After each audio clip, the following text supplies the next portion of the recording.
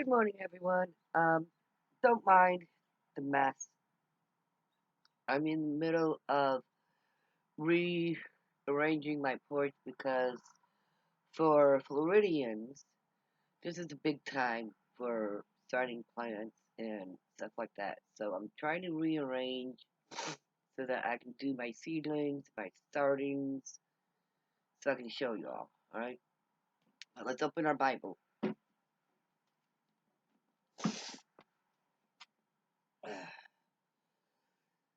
John 21:18.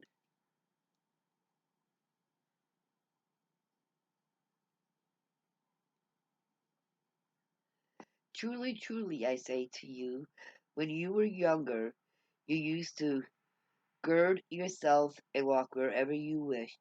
But when you grow old, you will stretch out your hands, and someone else will gird you and bring you where you do not wish to go. Hmm.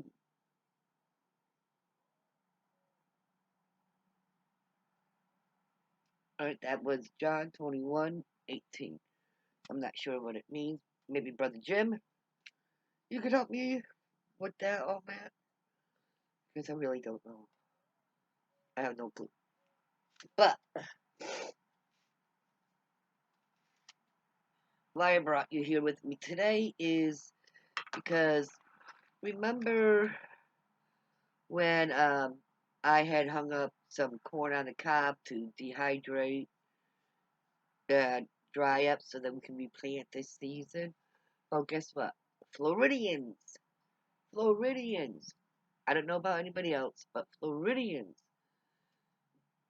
it's time to plant your seeds. So, what I did yesterday is I took some of the dehydrated seeds and put them in water. I don't know if you can see them, but there's our seeds, dehydrated seeds. Now I'm going to show you what we're going to do because I've never really seen a bunch of corn grown in Florida because it's all sand. I don't think there's any dirt in Florida, but there could be. Don't quote me on that. That's just me being prejudiced because it's so sandy. But anyways, what we're going to do is I told you we're going to take a 5-gallon bucket and plant the corn in the bucket to grow. When we're doing it, I've got an old cat litter bucket. And what we're going to do is we are going to turn that bad boy upside down. Corn requires very good drainage. So we can't just put dirt in here and expect it to grow. No. We got to give it some good drainage. So we're going to just screw some holes in it.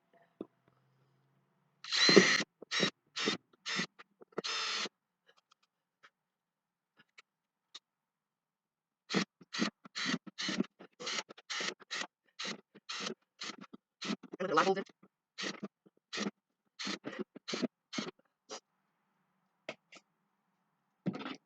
it. Put a lot of holes in. A lot of holes.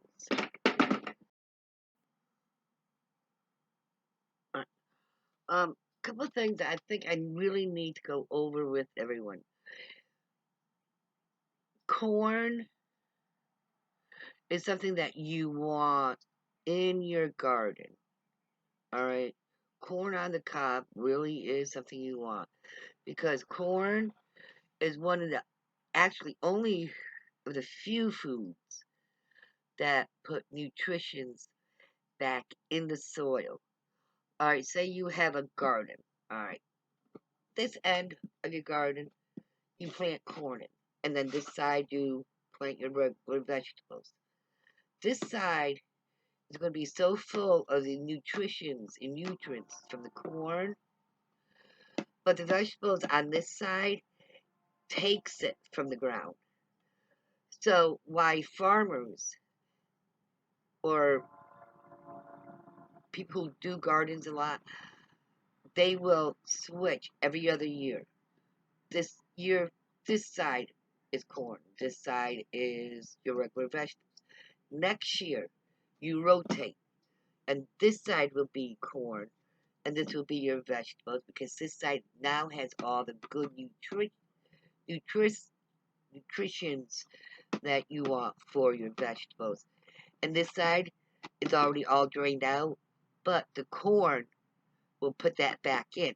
So every other year, you switch, and it keeps your soil good and healthy.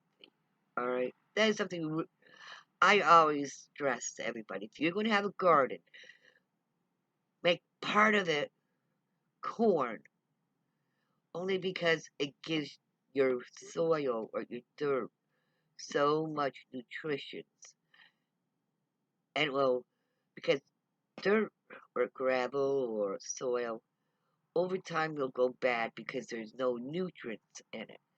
And if you're a landscaper, you know that. You need to keep nutrients in the ground, in the soil, for things to keep growing. When things are taking it out, you need to put something back in. Corn does it. And on top of that, who doesn't love corn on the cob? Alright, enough of me preaching. Alright, so we have a whole bunch of holes in there because you really need good drainage for corn. So,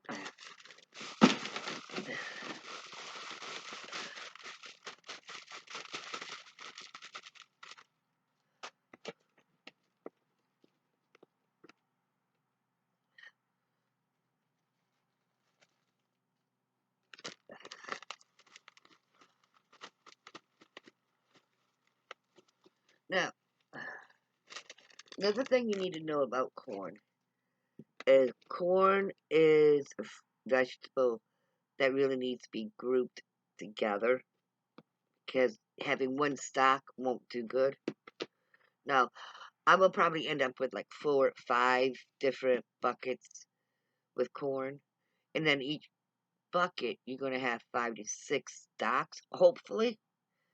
If God is willing, God is going to bless you, and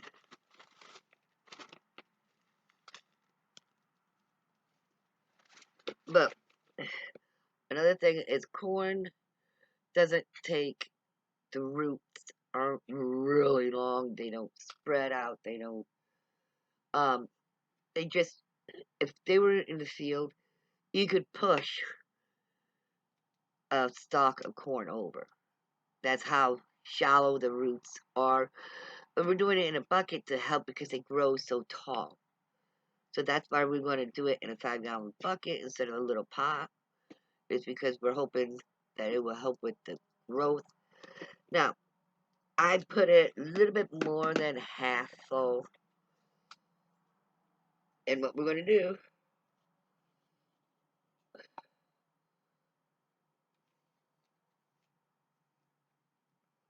is we're going to take our seeds and put along, oh, there's 4, 3, 4, 5, 6.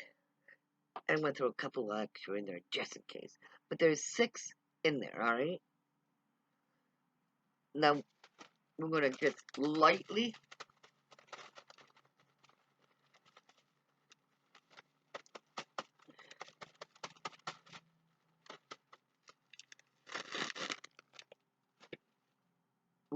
cover this.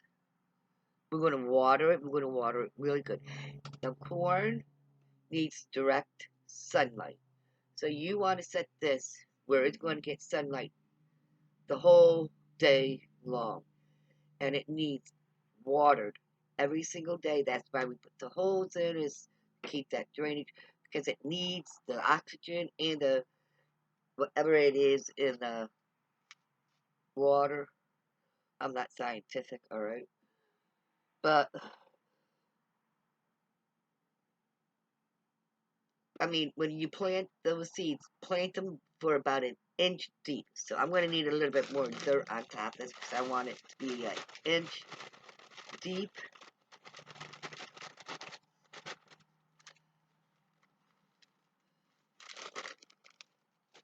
There, it's about an inch deep. Now, also, what I'm going to do is I'm going to take two square rocks and I'm going to set them on the ground. And I'm going to set this on top so that, like, here's a rock and here's a rock, and set bucket on the rock. So it's not sitting on the ground. It has little space underneath so the water has really good drainage. Because that drainage and sun and water is a must for corn on the cob.